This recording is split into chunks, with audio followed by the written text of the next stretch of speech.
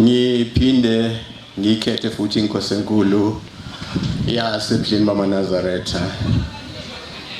MaNazaretha njengoba sebekhulumile obaba ngaphambili ukuthi namhlanje kuusuku olukhulu, okuusuku lokuzalwa kwalobu buNazaretha, okumhla ka-10 kuMarch, uqeda iminyaka eyikhulu neshumi nesithupha 16.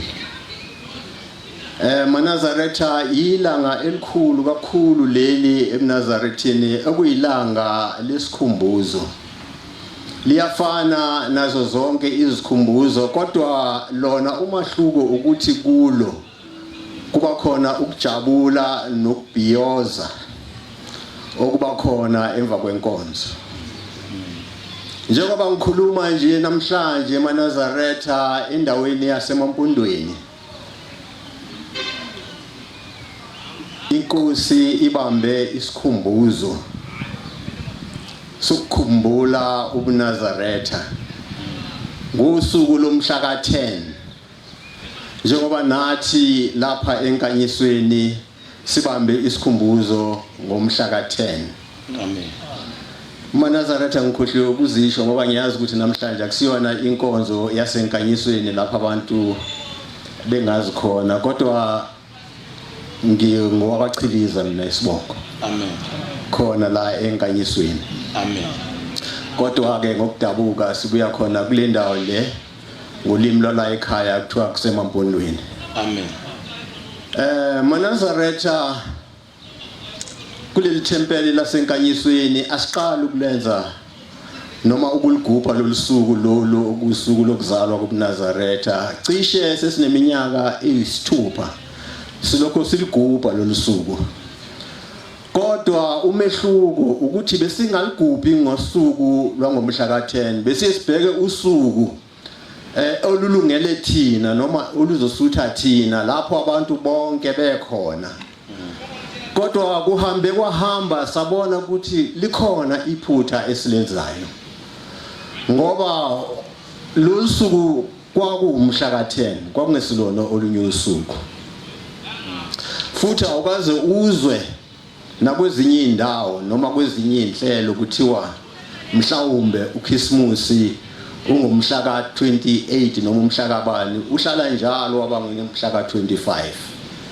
Nathi ke eMaNazaretha njengoba lolusuku siligubha ngosuku lwakhona, ingoba inkosi ekhona namhlanje ifuna ukuthi lolusuku siligubhe namhlanje makuwumhla ka-10, hayi ngolunye usuku. Njengoba yenza le eMampondweni, njengoba yenza ihlala yenza, ibonisa thina ukuthi lolusuku lolu lufuna ukugujwa ngosuku lwakhona, ngoba inkonzo nenkonzo yalapha ekhaya inengilosi yakhona. Amen. Uma ngabe thina sesenza okwethu sesilushintsha lolusuku, leyo ngilosi leyo sesiko siyona sesiyishiya nobani?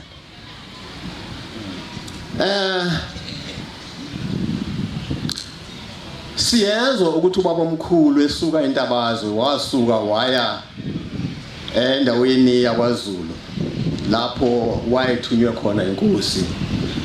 Kodwa siyezwa futhi ukuthi wayethunywe emakhosini. Wahamba ke uShembe waya endaweni yaKwaZulu noma endaweni yaseKZN ngolimi olusetshenziswa namhlanje. Wafika wahlala endaweni yaseMsizini eThekwini. Kodwa kuthe mase kufanele ukuthi aye entabeni yaseNhlangakazi, wayesesuka eyakhona entabeni yaseNhlangakazi. Lapho izwi elalimthuma lithi liyohlangana naye khona. Yafika imimoya eminingi yayithi uShembe ithunywe kuye, kodwa wayiphika ngoba kwakungesiyona imoya kaNkuluNkulu. Kodwa ekugcineni wafika umoya kaNkuluNkulu, wezwa naye ukuthi cha, lo yiwona umoya engithunywe kuwo.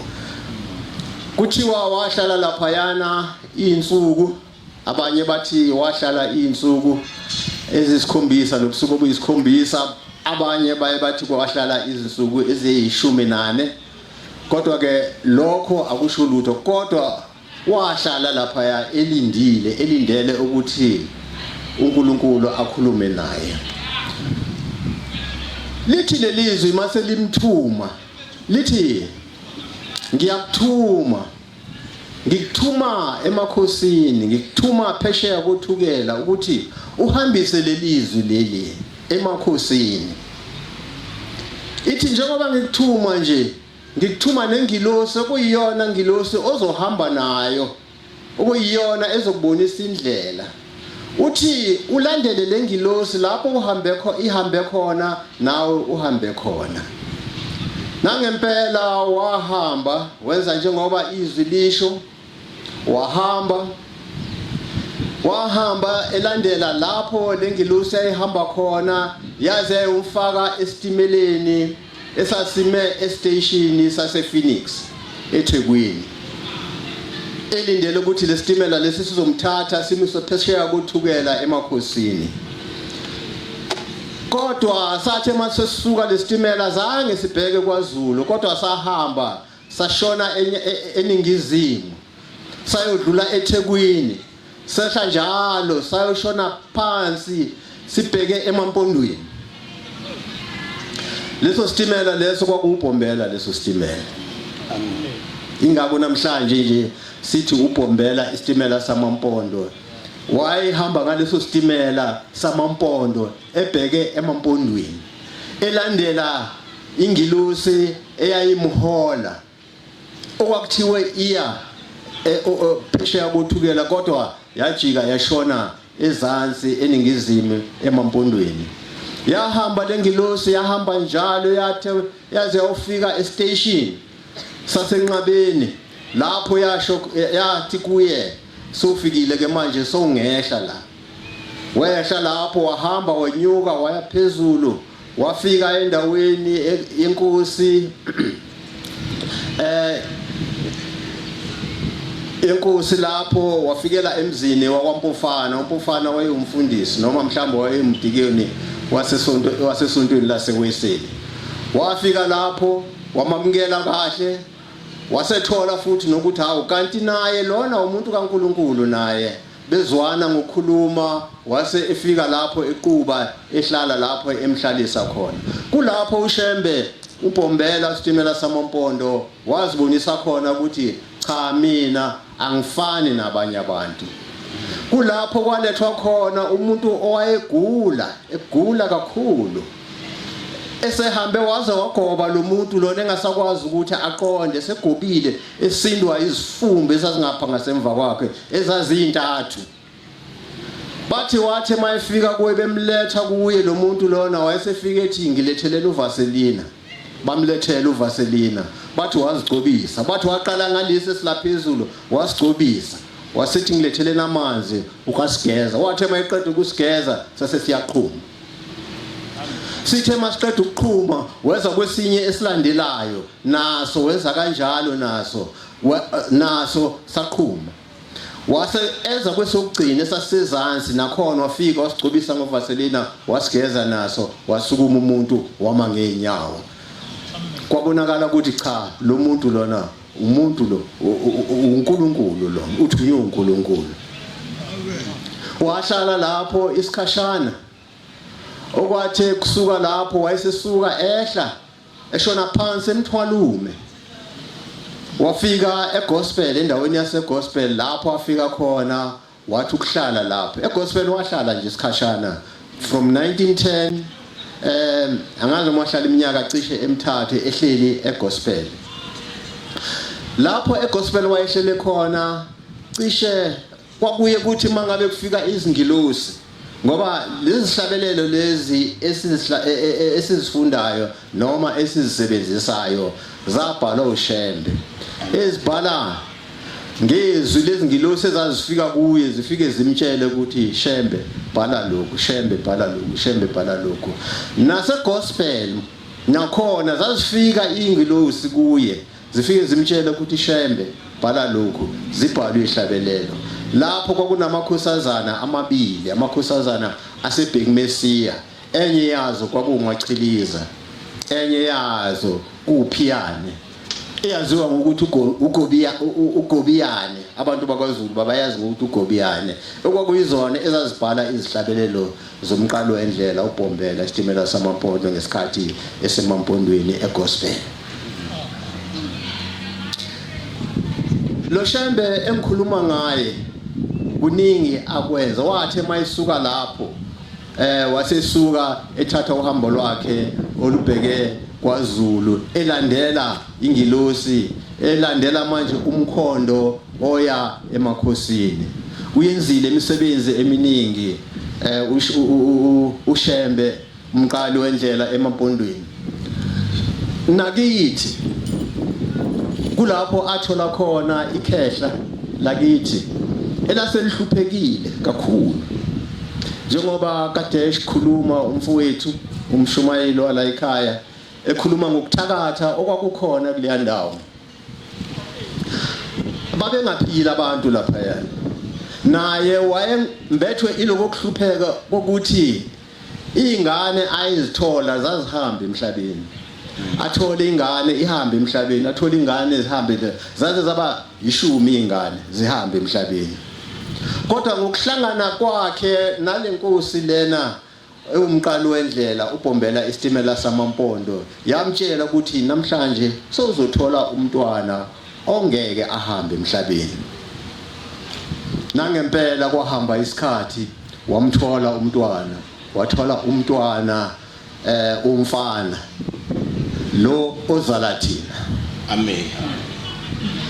Akuzange kusaba khona ukuthi athi mayithola umntwana kube khona umntwana ozoshona. Wathola thina saphila njengoba siphila abafana namantombazane, waba nenzalo cishe su12 ekhaya kubaba.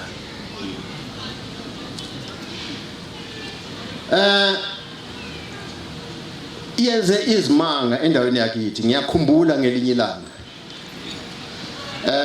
kukhona indawo lapha yana isonto laseMaromeni eduze kwaseBhekmesi yakudanga kakhulu eNyanguyini, indawo khona bayibiza ukuthi kuseNyanguyini. Kwakukhona umlungu lapho, naye owayenokuhlupheka okuthile, owahanjelwa inkosikazi emhlabeni. Ithe mase ihambile lenkosikazi emhlabeni, kwase kuba nenkinga ukuthi lenkosikazi njalo ibuye nje injalo, kodwa ingakhulumi lutho. Kwezwakala ngelinye ilanga ukuthi cha, uShembe uzosuka eGospel ahambe aye emzini wakhe owawuseBhekmesiya. Uthe makuzwakala kwafike ezindlebeni zalomlungu lona waseMaromeni ukuthi hawu uShembe uzodlula la makaya eBhekmesiya. Ngicela ukuthi uShembe mayefika la edlula la nimtshele ukuthi ngicela ukuthi kumbona, ngoba naye lo mlungu lo wayesehluphekile, naye ezame ngazo zonke izindlela azaziyo ukuthi akuqede lokho, kodwa azange kuphele. Kodwa wase enethemba lokuthi lo muntu lona owayibizwa ngohlanya ukuthi wenza izinto zenzeke, mhlawumbe yena ngamsiza. Nangempela kwabanjalo uShembe uthe mayidlula esuka eGospel eya eBhekmesiya efika khona, basebefika bemmisa bemcela bathi cha, umlungu wala ucela ukuthi ke ungene kuye, ucela ukukhuluma nawe. Nangempela wangena khona, wayesemtshela umlungu ukuthi cha, la nginenkinga lana. Unkosikazi wami wahamba emhlabeni, kodwa njalo ntambama uyabuya kodwa akasho lutho. Manje sesiyesaba, manje asazi ukuthi sokwenze njani. Athi uShembe umqalo wendlela athi hayi ufuna ukukhuluma.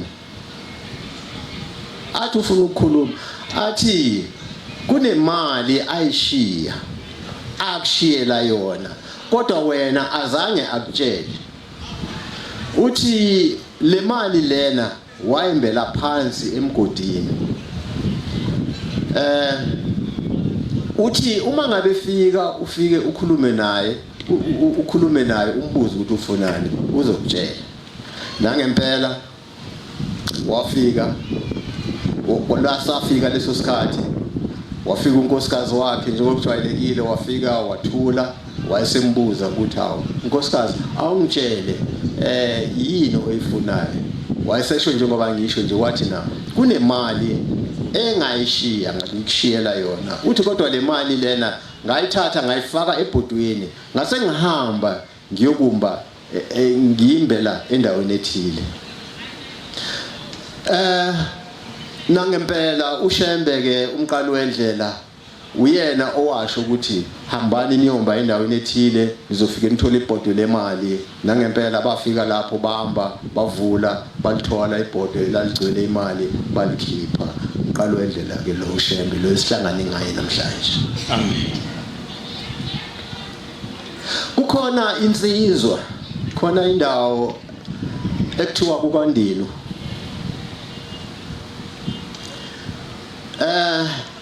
Eyayithakatha kakhulu. Yayaziwa endaweni ukuthi hayi alifakwa libuya nodaka.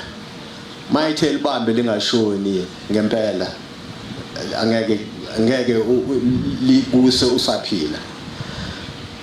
Kuthi ngelinye ilanga uShembe ebuya khona eGospel edlula eya endaweni yaseMabheleni. Mayefika ngakhona abese uShembe ehamba nabantu bakhe athi cha ake sithi ukuhlala la kancane sesikhathele manje ke sithi ukuphumula kancane.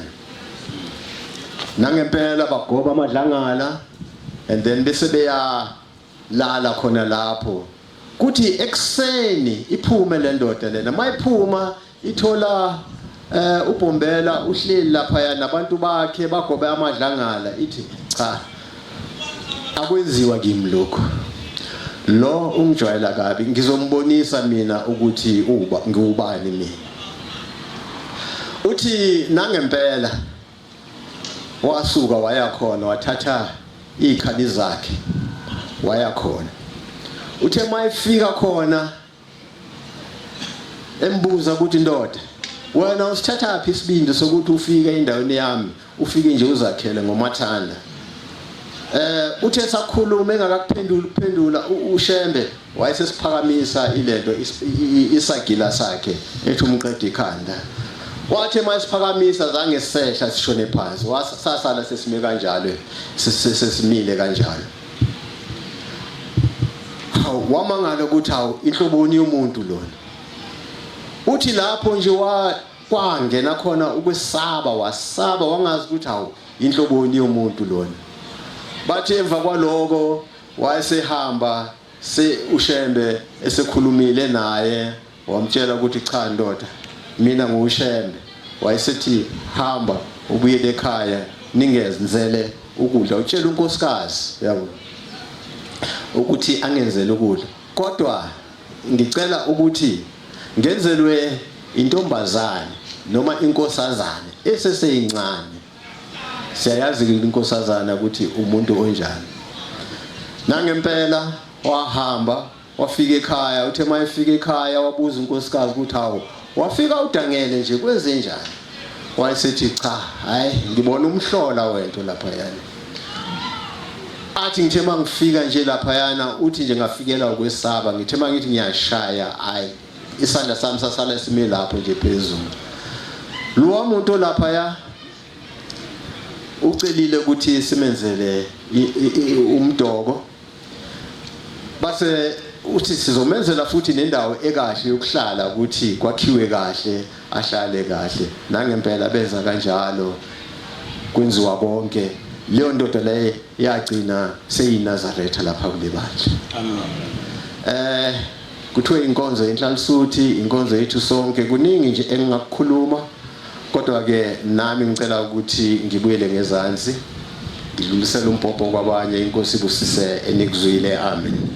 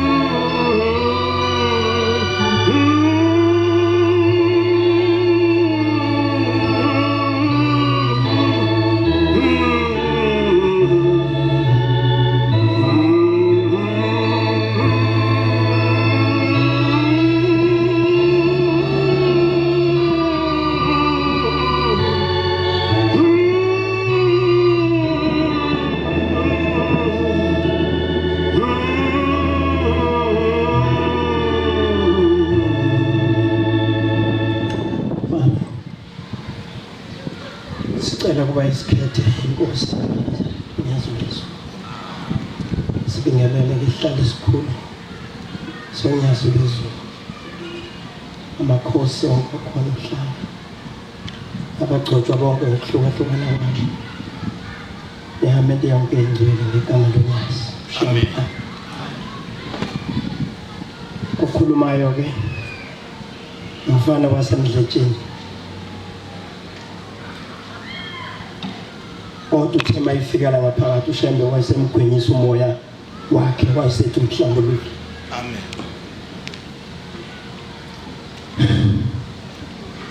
ngiyabonga ngiyayibongela le ndawo esiguqe kuyo namhlanje ngoba bengathi ngilambile izolo ebusuku ngifonela abagcotshwa abahlukene ngithi hawu eGoli ingani ngahambelani noma kuhambe emampondweni ngisho abo kuNazaretha akazake sishungezwe umuntu sashungezwe ngenhlamvu yangena inhlamvu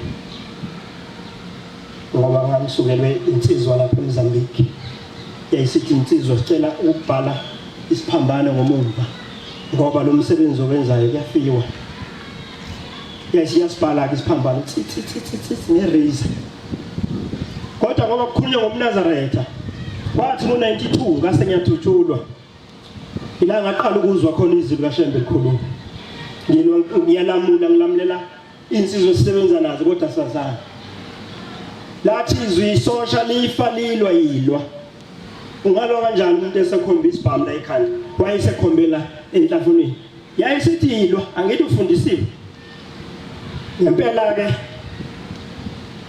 yayisithi thubule ngase ngiyadubule ngadubule esikhwameni ngoba nganginoshembana wami small G kanti angazi ukuthi ukhona ubig G wesikhuluma mangimshaya small G waseshale esandla lo baba lo wayengcommand ethi yile la isikhwameni wawusuyaphuma small G yayisiyakhala inhlamvu wasekubhalela amanxeba kaJesu ayibo Nkosi inamanxeba kaJesu ke bashayeka la esandleni wangena imbili la wangena ngapha angibuye ke bayingcwele inyanga yezulu izoyiveza mzukwane behlukumeza unkosikazi emsebenzini bemhlukumeza kakhulu futhi abaphathi ibhamu sengithi wena labantu abasabi ukuthi siphathe isibhamu suke yayisiyafika ithi inyanga yezulu wena mfana eBhayibhelini akizi ukuyifunda kodwa uboyifunda ekhaya incwadi yesambulo 20 ithi ngabona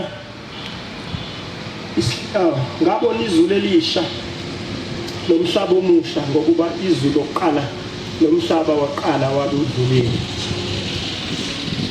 ngithanda lapha ethi u6 wathi kimi kwenziwe ngingu-alpha no-omega uqala ukuphela ngiyakumnika omileyo ukuba aphuze ngesihle emthonjeni wamanzi okuphila akabona uShembe ithi inyanga yezulu wena mfana nje usucabanga isibhamu wasindiswa ubani umzukwana uthutshulwa ngangithutshuleka lapha eErmelo njengoba ubona lapha emzu wasekwandeni khona isikole esikhona lapha mase besho bathi inyanga yezulu yayilethu umhlangano yayisingena kuleso sikole yawenza khona umhlangano akabonga uShembe ithi hayi wena usalona isosha lasemhlabeni sasikukhombisa ukuthi isibhamu ngeke sikusindise kodwa usindiswa yithina boShembe ayibonga Nkosi wayesethi ke u23 uyawazi wathi hambi ya23 uyolanda isihlanu sokulwa nalezi zithe ezihlupha unkomkakho ngaphuma ngangisebluff ngiyokwenza icomputer mawungena eThekwini khona itempele ethu Dalton ngangena kanti ngihamba oncoming traffic zangiflikhela imoto ngaphuma ngajika ngale mangijika kanti ngizothi mangiphuma ngiphume eDukathole zathi mangifika ngathola ukuthi isilungwini insizwa ishlubukile ziku23 ayibhincile isho njalo Inkosi langa ithi ukuhlubuka kwala ekhaya ukusona izinto uShembe athi azibufaka ngathi mangifika usamvakela uNgcobo manje wathi hawu laba basicela gidise ithi mina hawu uyazi kanjani ukuthi ugidise sasa siyayibamba indweba sayibamba kabili ngase ngithi Mshumayeli ngicela ukuhamba ngizonikela inyanga yezulu the ngizonikela esiqungweni sika 23 ngoba kunempi engihluphayo ekhaya kunempe enhlupha emsebenzini ithe ungasathembeli isibhamu kodwa angithembele esibhamini senkonzo ka23 nganikela ke bayingcwele ngahamba ngathola ukuthi kuvala unyaka kwakuvala unyaka uyayibona emakwenza umcimbi kunenyama ngathi ngiyacosha iqatha lawa wayesethi ke umvangeli wayemshumo wathi liyeke leqatha ngase ngiyalithatha ngilifaka esikhwameni leqatha ngafika nalo unkosikazi ngathi ngicela udle nalo iqatha impepho wayidla impepho wayikhuphuka babezokwenza interview la ePitoli mase bebikele emva lapha ngaseBethlehem la umzi wenkosi khona waqhamuka itruck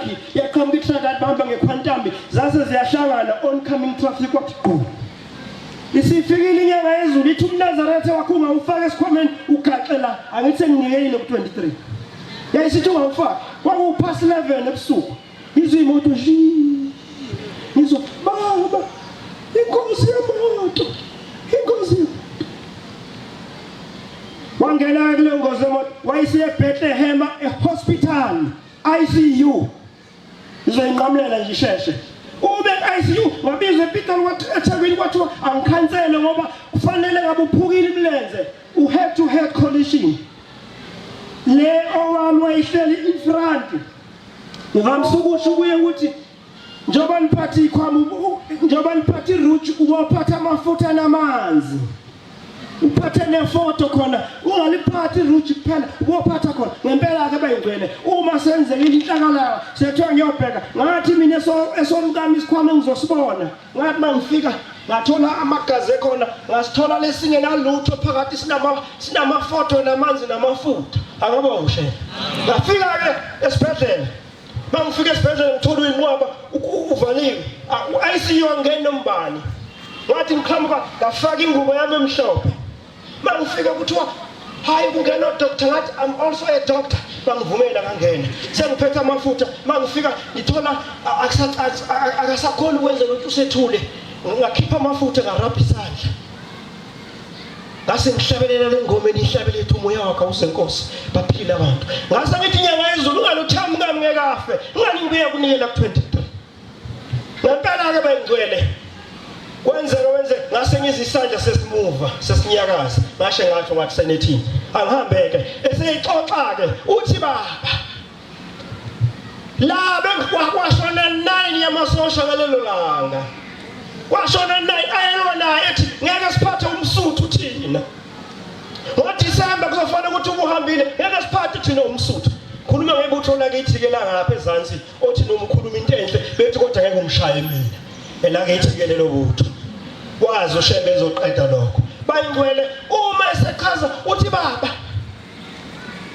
ngesikhathi ke ihlabelelo 49 sithi iminduze yasenduza usinda umoya wami uthi ngalesikhathi ngilele baba uqhamuka umkhulu efaka ingubo ebomvu uyalibona ifoto lenyanga yezulu ifaka ebomvu efaka khona efaka imbatho mzukwane gibele ethi insizwa yaleli bandla afuna ibhince ifake lo mqhele wayiqoka lo mqheleke naye uthi waqhamuka lo mkhulu baba ngibona isidumbu sami sihleli phansi esinye silapha phezulu umkhulu ungibuzile ngathi yeye ungabalandeli lapha ya uyayazi data namhlanje ubani wathi uyaqaba wathi u23 wayesetha sihambe sek23 akabonge wawusiyasebenza ku23 isidumbu siphansi uthi baba yini lokho enigqoka ngaphambili ngithi zinjobo uthi ke nomkhulu ubethatha lezi njobo eshaya isidumbu sami esikhona nginyakaze baba yini lokho enigqoka la eceleni ngithi mina izinjobo lezi sinene uthi ubethatha ipiece eshaya isidumbu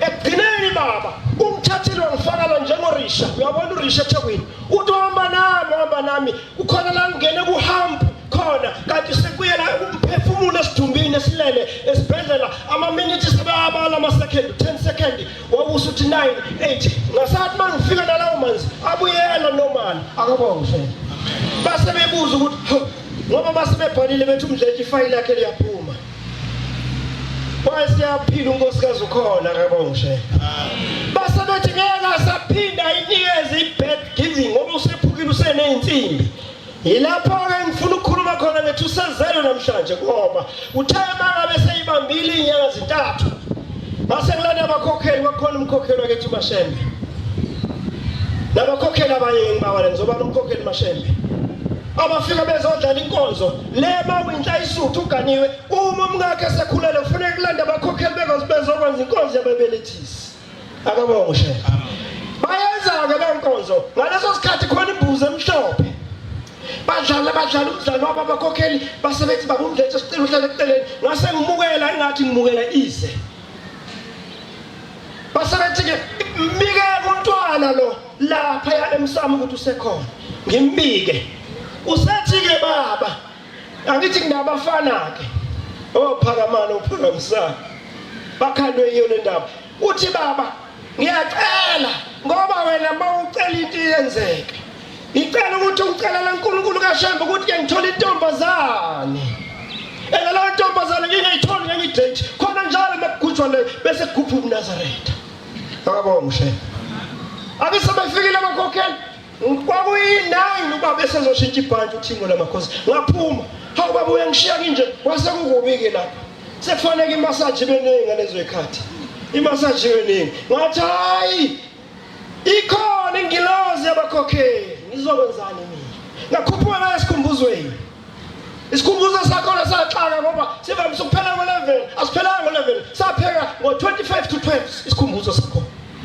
washaya u12 siphuma sehle emadokotela ebuhleni washaya u12 o'clock wayesefona babunjile ngimtshele kathi babunjilo ngisize mfowethu ngoba uma sekhona inkinga ekhona phuthuma ulekelele khona ingozi engahle yenzeke ikhuluma ngokuzala kuphi Nazaretha ayibonge Nkosi konke uShembe kwenza kube kusha ngezwi lakho kwenza kube kusha hayibo kunjilo 12:30 hey baba mhlawumbe usekwenzeka lumkakho usesesibhedlela ngifike ngamthatha sekukubi hayi bangafika ubuthongo 1 o'clock ngo12 wafona wasethi hey kanti uShembe ubani ngoba ngimxokelile ukuthi ngifuna ukuyozwa ukuthi izwi likaShembe liyathatheka inihlale kuwe bese liyenzeka ngo12 wafona ngo1 o'clock wayesethi-ke umkakho usebelethile wayeseyithatha ilo wanikeza unesi ngathi ngicela ukukhuluma nonesi ukuconfirm ukuthi ngempela ubelethile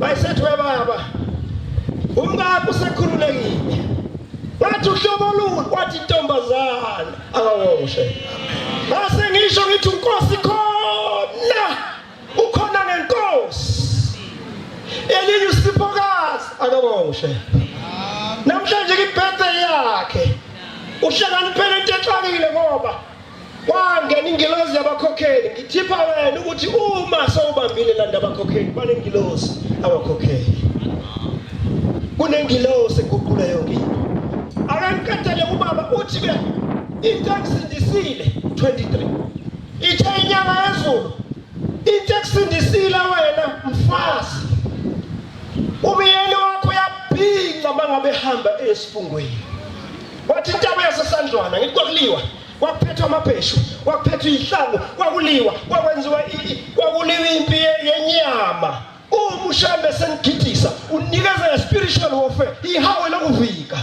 usindiswa ukuthi uyabhinca umyeni wakho maye esifungweni akabonge uShembe icela ukuma lapha Nkosi bosesenzwe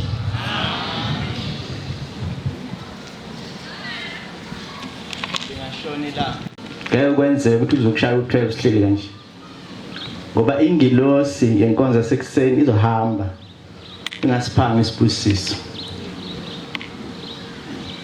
kufanele sisithole isibusiso salomsebenzi esiuphiwe uNkulunkulu umqalo endlela. Amen. Bhekani ihlabelele 2 minutes lo.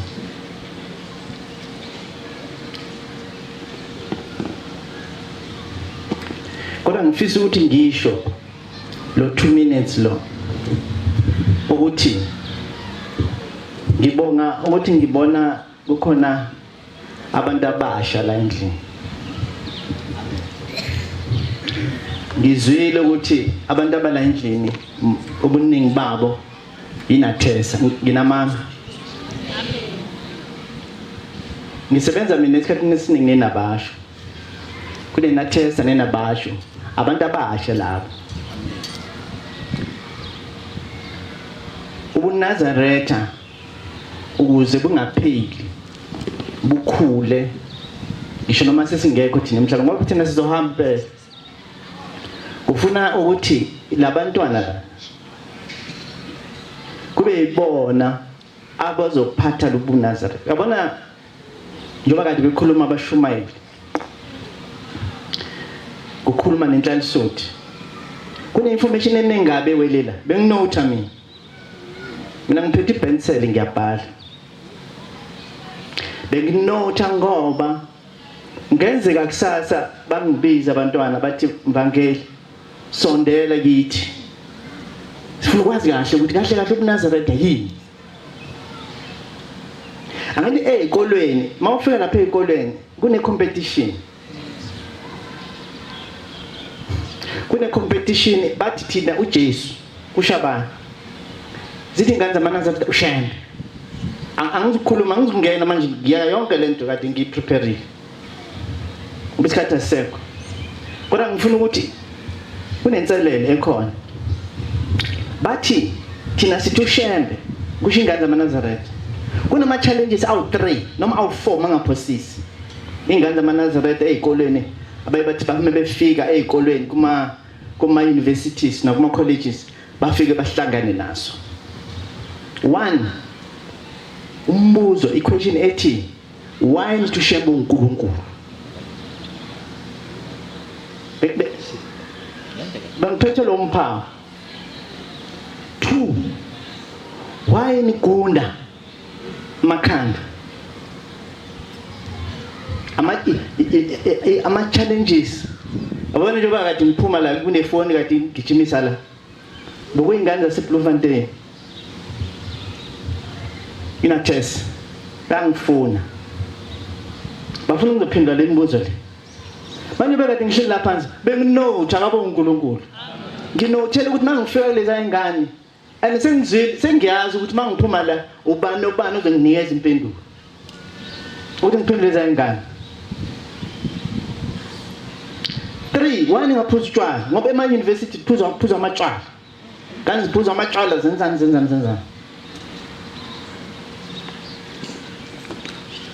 manje uma ukuthi sikhona nina bantu abasha kodwa aniphethe namapenseli ukuthi ninote ukuthi obaba nabashumayeli kade bethini hey ngisenkingeni enkulu ngendlela ubuNazaretha bu-challenge yonke indawo akukho lapho nga-challenge khona kufika oprofessor khona manje sekufanele nenza nihambe nokwenza ama-research nifune ni-research ngobuNazaretha manje ningavilaphi ngoba ushembe uthi kuyofika isikhathi lelizwe lizophathwa amaNazaretha nokhuluma kanjani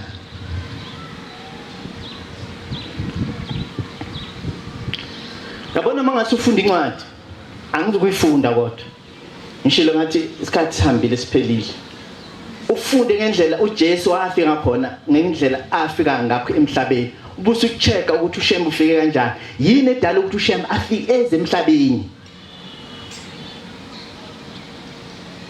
ngifuna nikwenza i-research le niyazwa nina abantu abasha amen nizongiphendula nini homework le nginikeza assignment ngifisa ukuthi nonke nje nina nikhona nihambe angithi ukuthi uJesu la funda lamasinyana sithole la ngoba banayo labo zakwini ema universities leyo ithola lapha ku Matthew 2 ifunda masinyana enithola lapha ku Matthew 2 verse 18 ilapha ngithi Matthew 1 verse 18 ifunda masinyana leyo impendulo yabantu ozakwini ukuzalwa kukaJesu Kristu yes kwaba nje yeah unina uMaria esemiselwe uJosefa yeah bengakahlangani yeah wabonwa ekhuleliswe umoya oyingcwele yeah kepha uJosefa yeah indoda yakhe umuntu olungileyo engathanda ukumthela ihlazo yeah waba nenhliziyo yokumlahla ngasese yes esazindla lokhu Yeah. ingelosi yenkosi yabonakala kuye ngephupho yathi Yeah. Josepha Yeah. ndodana kaDavide Yeah. ungesabi Yeah. kumntabathu Maria umngane Yeah, sheshisi. ngokuba lokhu akukhulelwe kuye Yeah. kukamoya oyingcwele Yeah, ushembe ukhuleliswa umoya oyingcwele angithi nani? Naye impendulo angithi. Usithe 1 2 3 angithi. Imbali 1 2 3 angithi. Angithi ngoba nginikeza njalo ama tips. Qhubeka lapha ikhona la ngifuna khona. uyazala indodana Yeah. uyiqambe igama layo uJesu Yeah. ngokuba kuye uye uyokusindisa abantu baya ezonweni zabo Amen. Uye uyosindisa abantu kuphi ekuzoneni kwa. UJesu uzalelweni? Ukusindisa abantu. Hamba niyofuna ukuthi ushebe uzalelwe. Wayazalelwa la ushebe. Ngifuna le mpendulo le. Nkosi busi wami ngekuzwe. Makhosazana. Nkosi busi kuqaba ingcwele. Ngicela isabelelo lakini. abanike Soqala.